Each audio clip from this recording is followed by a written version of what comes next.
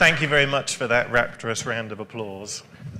Hello, everybody. Hopefully you have turned up to the right room. This is indeed, holy smokes, how to vape yourself to root. If it's not the right room, there's plenty of other good stuff going on. So, first of all, a bit of a warning. I'm not going to set fire up to anything today, I hope. But there will be some profanity. So if you're easily upset by, I know, naughty words, that kind of stuff, it might be a good time to go visit another track. Also, there is scenes of smoking, perhaps drug use. It depends how inspired you are by my memes. And crucially, hacking e-cigarettes will void your warranty. So if you come here looking for a nice, safe way to kind of get into smoking, this is probably not the talk for you. It's worth saying that some of the kind of the tools and techniques I'm going to show you, if you were to do that on someone's a machine you do not own, that would be quite illegal. So don't do that. So by staying here, you're all agreeing you're going to do stupid things with me, right? Good, good. We've got the right crowd. I also have a lot of poor quality memes, and for that I do not apologize. So, who the hell am I? Well, this is my first computer, and I learned to program BASIC on it many, many years ago. So, my name's Ross Bevington, and I've been hacking stuff for a very, very long time. I had a misspent youth hacking computer games, and pretty much since then I've been messing around with computers.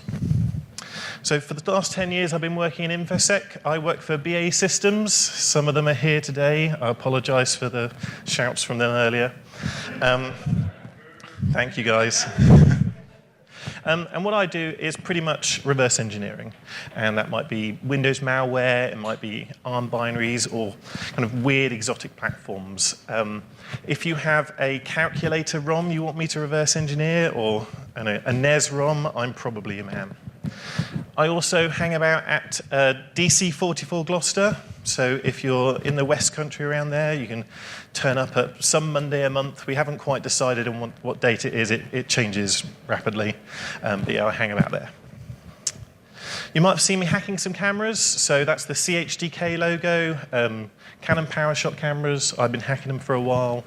You can add extra functionality to them. I'm also responsible for the Pentax Hacker Development Kit, hacking Pentax cameras. And I'm a member of Tool, so you may have seen me today picking some locks and stealing some wonderful rum and coke from MWR, which I'll be drinking through this presentation. So, today, I'm going to be talking to you about hacking e-cigarettes. And first of all, what are these devices? I'm going to pick up the biggest and chunky one with like 2 batteries. There's no wonder why these things start fires on a plane. Like, it's got 2 lithium batteries in it with 500 milliamp hours. Like, crazy. These devices are pretty cool. Not just for smoking, but also they're generally a system on a chip that has a GPIO that makes something hot. And what this presentation is a kind of a beginner's guide to getting into hacking these devices, because they're pretty cool. So hopefully you'll all hear actually the security of these devices, but why you should be interested in this? Well, it's bad USB, of course. If you've been to the Pikey talk earlier on, like bad USB is pretty much all the rage at the moment. Unless you've been living under a stone, you've probably heard about it. USB is a really great protocol, but its versatility is its downfall, because one USB device can pretty much turn into another USB device without any kind of limitation. So you might have a USB pen drive that can turn into a keyboard and start adding key presses, that kind of stuff, or a keyboard that turns into a mass storage device. So there are really good examples about how you can actually use this when you're doing things like physical penetration testing. So you walk up with your USB rubber ducky, which is this thing here, or your USB armory, and you connect it up and it will type in a load of commands and give you a root shell. Or you might wander up with your Pikey and steal the credentials from the machine. Or use your Arduino Pro Mini to launch a USB file system exploit, which will pwn the machine. Some of these attacks require the machine to be unlocked, but not all of them, because USB is hardware, and hardware is trusted. So why do we need another one of these platforms? There's already a ton already. Well, one glaring mistake which the author of these missed is that none of these can be smoked. So But there is another good reason, and it's secure facilities. So there could be an airport, it could be a data center. You might be involved in physical penetration testing, and when you go into engagements like that, you'll be stopped at the border, and your mobile phone might be taken off you. Your USB devices might be taken off you, but e-cigarette, probably not. So when you're in your secure office, like Barack Obama is there, actually the kind of the policies in an office environments might help you take these e-cigarettes into the building, because this is like a crop from the health and safety kind of advisory something wiki page, and it says that pretty much employers will want to help their staff quit smoking, and to do that, e-cigarettes pretty much are exempt from all the standard smoking legislation. So this kind of goes hand in hand with actually trying to get into these kind of facilities that you might not otherwise be able to take kind of USB devices. So when you're going red teaming or physical pen testing, think about kind of these kind of things. So how do you actually go about turning an e-cigarette into something more interesting? Well, for me, it all started with a tweet. And this is Blasty from Einbase's CTF team. He's part of a really big German-Austrian CTF team, I can't remember. And what he posted was the code to deobfuscate or descramble the firmware of these devices. So usually if you go to the internet and get a firmware update, something like that, you can't just pop it into a reverse engineering tool or run strings on it. It's not that easy. You need to actually descramble that firmware. And this is the code that does it. And if you've got keen eyes, maybe difficult, you can see that none of this is actually that complicated. There's not really a lot of crypto. In fact, there's none at all. There's a XOR, there's some magic numbers, that kind of stuff. I can generally kind of crack this myself given time, but seeing that, I thought this seems like a really interesting thing to have a look at. So I went out and bought one of these for 40 quid. And they're incredibly cheap, like 30, 40 quid. That's quite a nice, interesting platform to work on. It's a low-powered device. It runs on a battery. You can keep it in your pocket for ages. So when I got my box, I looked on it. First of all, there's a printing error and said they had upgradable fireware. And I don't know about you, but I'm a bit worried if someone says it's got upgradable fireware. I don't want to start any fires. I unboxed it, and this is kind of what it is. It's an atomizer. It's this thing at the top that gets hot. I'm less interested in that because of fires. It's got some buttons, and what those buttons are pretty much connected to what's called GPIO, General Purpose Input Output, and they cause things to happen inside the device. It's got a black and white OLED screen. That's pretty cool. And it's got a USB charging point. But the most important thing about this device is it can run Flappy Birds. So, while you're smoking, I don't know quite how it works, whether you've got it out here or smoking it like that, but you can play Flappy Birds, so you can waste that smoking break even quicker. You get access to Flappy Birds via a secret menu. You hold down 2 buttons and Flappy Birds appears. And this is going to be quite important for later, so remember Flappy Birds. So how do you fireware, or firmware even? Well, use the USB charging point. And you get the Windows binary, and you double-click on it, and it says plug in your USB cable, and you hit go, and it squirts the latest firmware over it.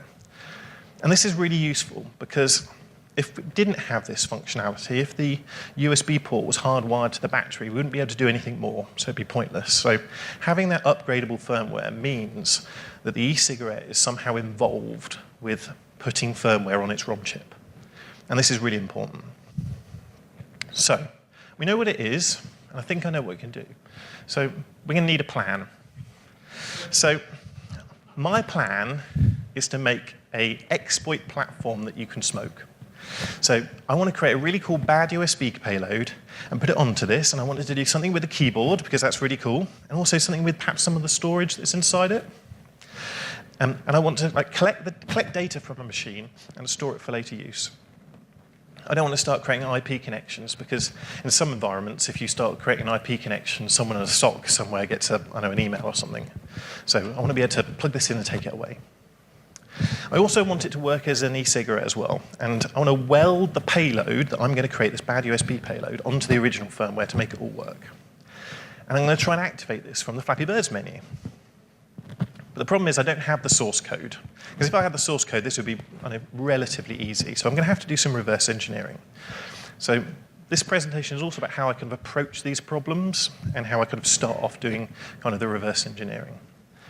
So how are we going to do this? Well, we need to understand how the firmware works, because without that, we have no hope in actually putting any extra functionality into it. And to do that, we're going to have to do some reverse engineering. Now, the problem is reverse engineering is actually quite expensive to do, and it's quite hard. You can buy really, really expensive tools, and that makes the job slightly easier. But this is a job that is kind of quite hard.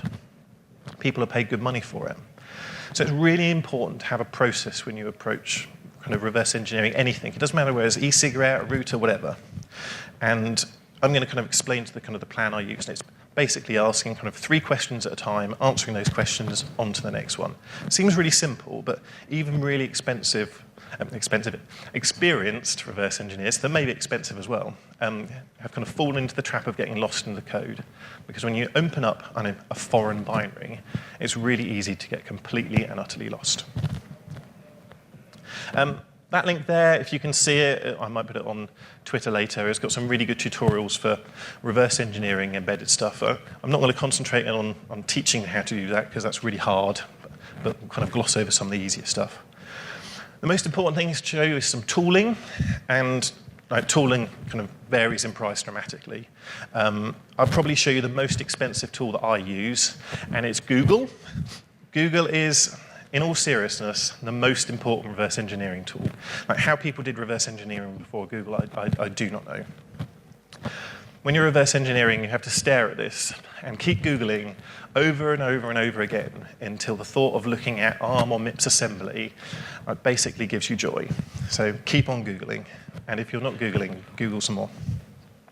One of the best plugins I've got for IdaPro, the really expensive reverse engineering tool, pretty much gets strings from binaries and Googles it for you. So that's quite an interesting plugin to get.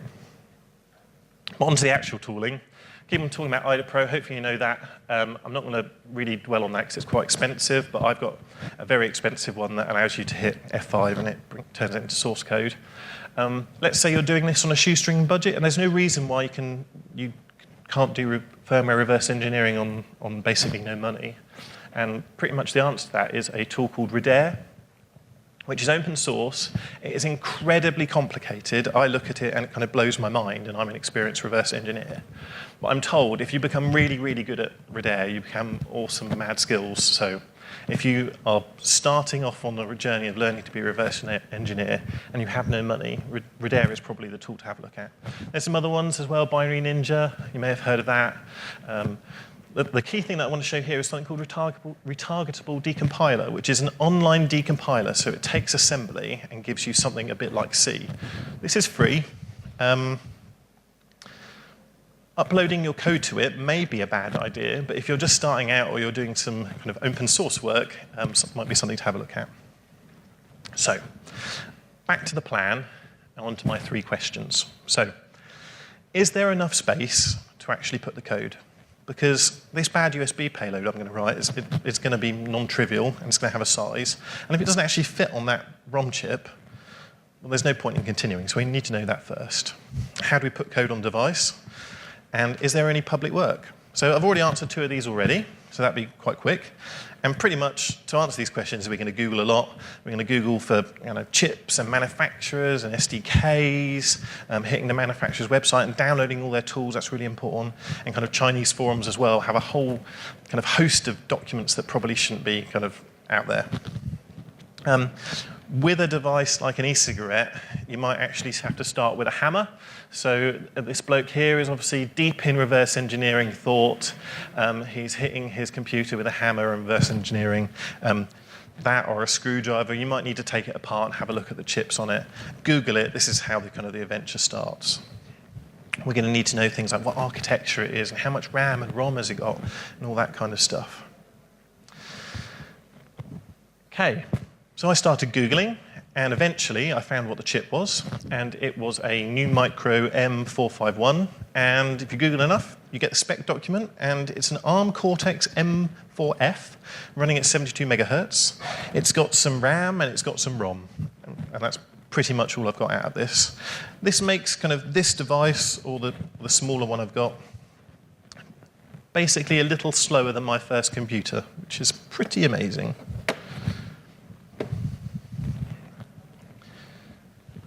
Some rum and coke. Next up, do a bit more Googling. And I found this wonderful tool.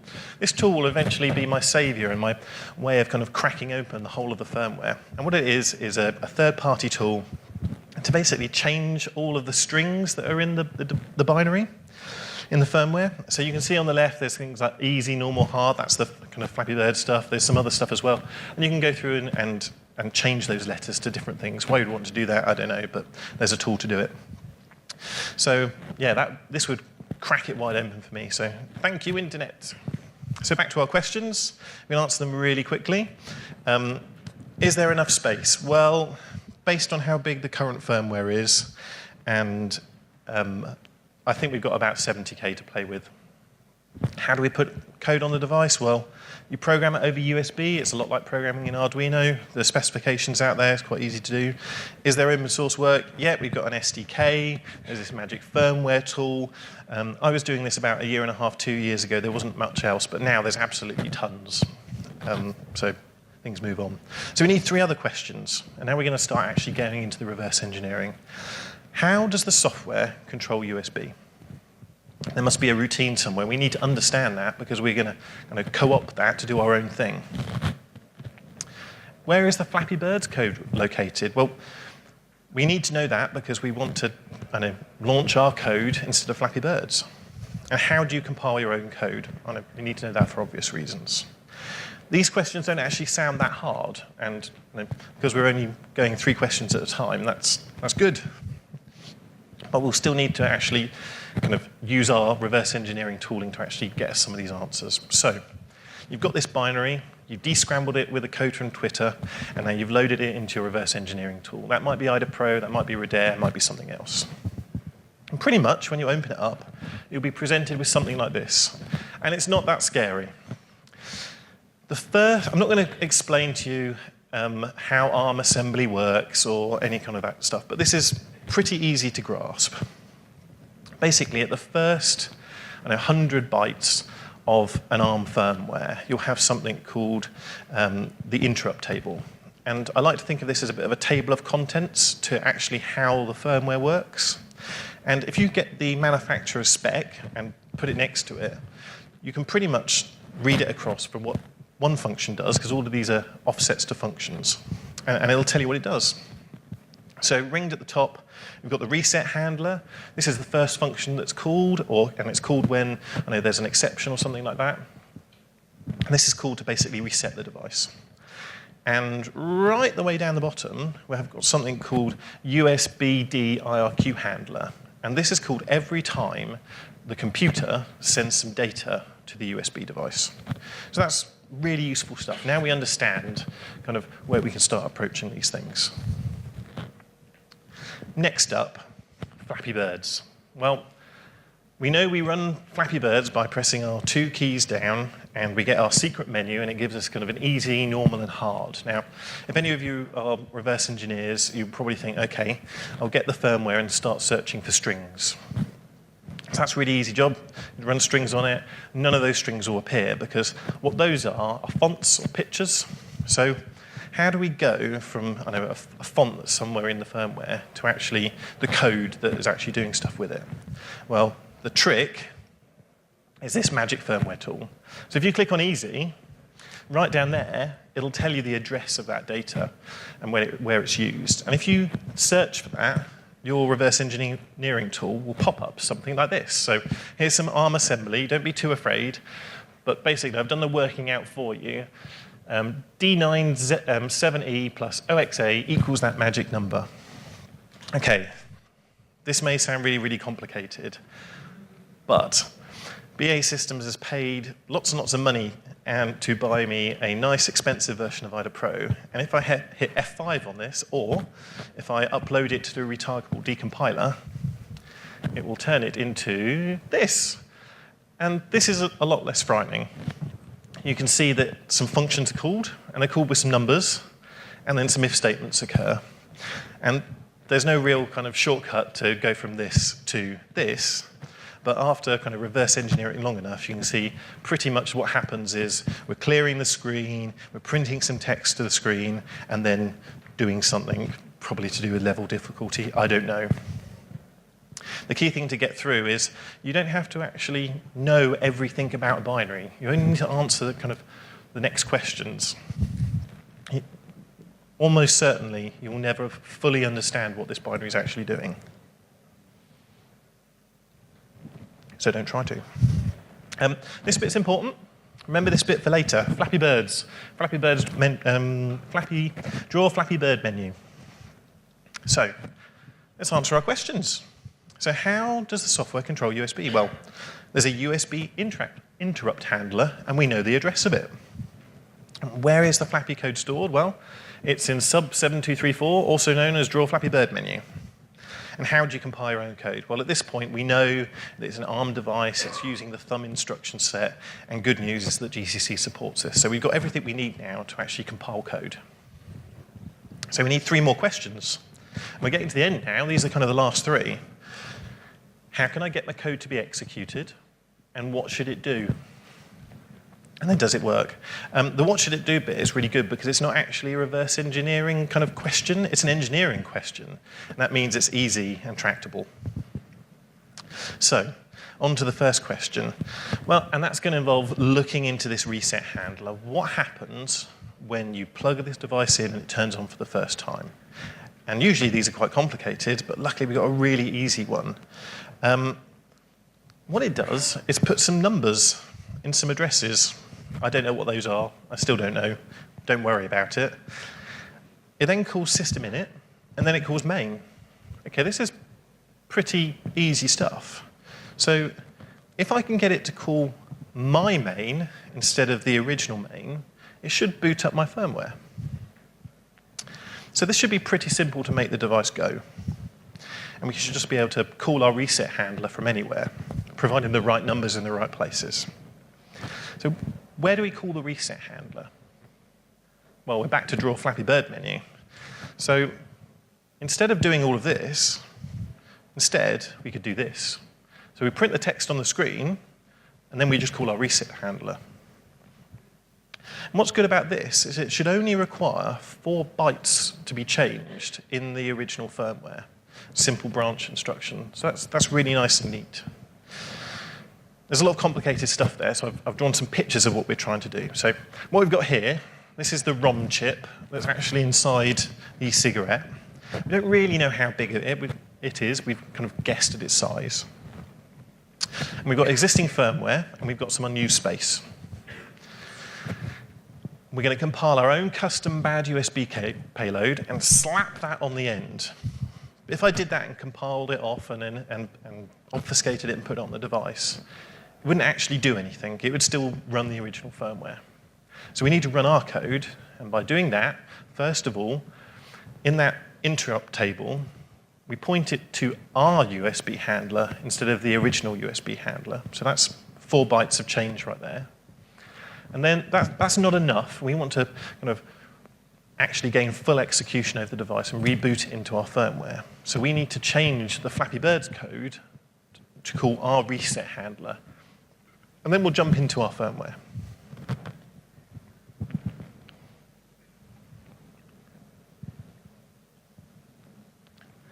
The next question is what code to write. We've got 32 kilobytes of space. That's actually tons for an embedded device like this. Absolutely tons. So we don't want to write a really cool bad USB payload. We want to do something with keyboards, maybe mice, maybe a network card, like PyKey earlier. Definitely with storage. But I have no idea how to actually go about writing a keyboard and sending the stuff down and getting the RFCs and protocols and all that kind of stuff. And this could take a long time to be able to understand that. So I got lucky and I cheated. And I cheated by looking at the manufacturer's SDK. And this is why it pays to Google and Google some more, because in the manufacturer's SDK, there's loads of folders, and one of them is USB HID keyboard, one of them is HID mouse, and one of them is mass storage data flash. I had to do some work. For instance, the HID keyboard example just press the letter A continually, which is pretty useless to me. So I went to the Arduino source code and stole all that and co-opted it into my code base. The mass storage data flash stuff actually required you had a micro SD card connected to the GPI pins. So I changed that again to point to the firmware, the ROM chip that's actually inside the device. So I got all this code, compiled it up, compiled it with GCC, and it was about 37 kilobytes in size, so absolutely ginormous, which didn't sound right to me, so I read the manufacturer's docs some more, and they said if you could try the ARM-supported Keel environment. If you've done embedded programming before, you may have heard of that. And I recompiled it with that, and it was 7 kilobytes, so good work, GCC, you had one job. So, back to the questions. How can I get the code to be executed? Well, it's simple. We call the reset handler in the Draw Flappy Birds menu. And pretty much it's that ARM assembler branched to that location. What should it do? You're going to do a cool bad USB payload based on the sample code from the manufacturer. Does it work? Oh, no idea. So months and months ago now, I compile this all up, put it on my device. I've checked it in IDA Pro, checked all the offsets are correct. I've obfuscated it with Blasty's code. I've used the firmware tool to upgrade it, and it's popped up, and it hasn't bricked the device. That's a really good first step. So I hold down the Flappy Birds menu, and I've changed easy to be pwn because I'm a hacker, and that's cool. Next up, hit the go button, plug it into my machine, and a new USB storage device pops up. Great, this is looking good already. So I right-click, format it at FAT, great. Got 20 kilobytes of space, and not a lot, but a little bit. Okay, unplug it, plug it in again. Doesn't work.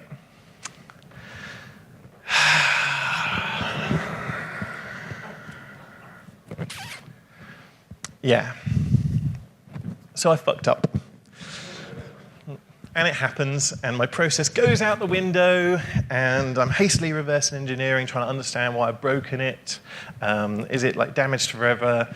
I actually bricked another device, proving to myself that it was my code, which actually saying back to it seems rather stupid. And that's why it pays to have a process. And eventually, after a lot of reverse engineering, I found out what was going wrong. So back to our diagram. We've got our existing firmware. We've chucked our new firmware at the end. And we've got 32 kilobytes for mass storage. Now, after this has been fat formatted, that's how it comes up as 20K. The problem is, this is all lies. This space wasn't unused. There's a blob for settings there, and those settings control what display driver to use, because when these things are manufactured in China, they might have 25 OLED screens, and the firmware needs to support each one of them. And when I erase that with part of a fat table, God knows what it's doing. It's probably crashing over and over and over again. So this is bad, because I've got this existing firmware, and that's my backup. I don't have any of this. So more soul-searching later, I managed to fix it, and it pays to download everything, because the version 1 firmware somehow knows what is going on the device and recreates this settings blob for me. So I just randomly flashed all the firmware, and it fixed it, and phew. How I fixed this was I shrunk my storage space down and moved it after the settings, and then it all worked well. So, what does it all do? So, what I've created is a payload that acts as a keyboard, and it types in a load of PowerShell. And then it kind of does UAC elevation if UAC is installed. What this PowerShell does is pretty simple. It waits for 5 seconds, And then it goes through every disk on the machine and looks for a file called a.ps1. When it finds that, it executes it. Because in the meantime, while this has happened, I've switched to USB storage mode, and I've got now a USB stick that's appeared, and in it is my extra PowerShell. And what this PowerShell does is it dumps the NTLM v2 hashes, and it starts a reverse TCP shell, and you can do all manner of different things as well. And crucially, it's an exploit platform that you can smoke. So I'm going to try and do a live demo now. So pray to the demo gods. So hold on.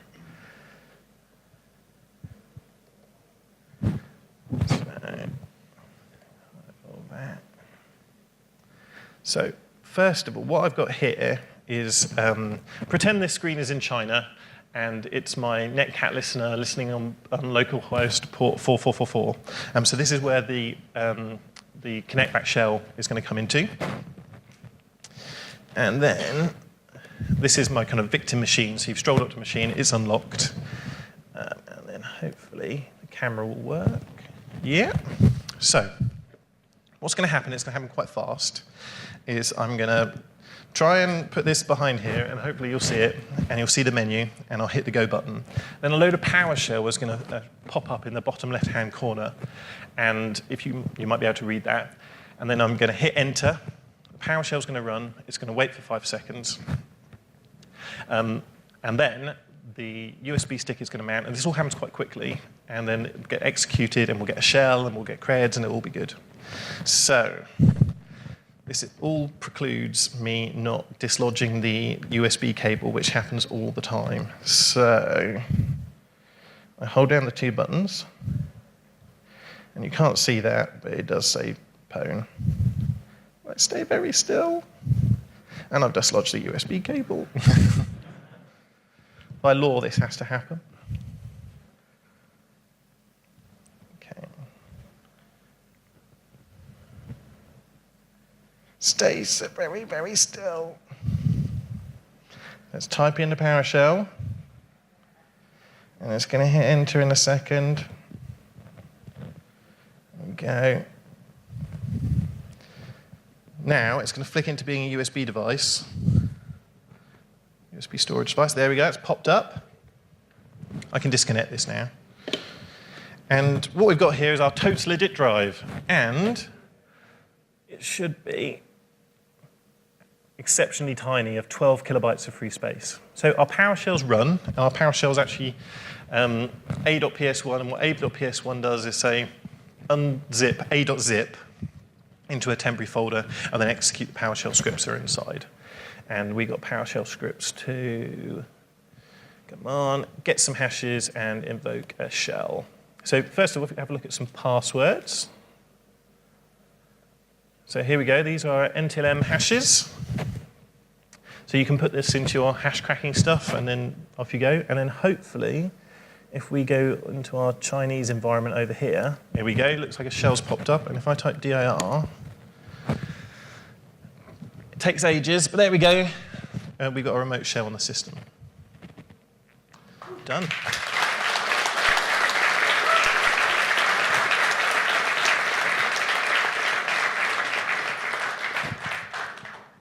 Thank you very much.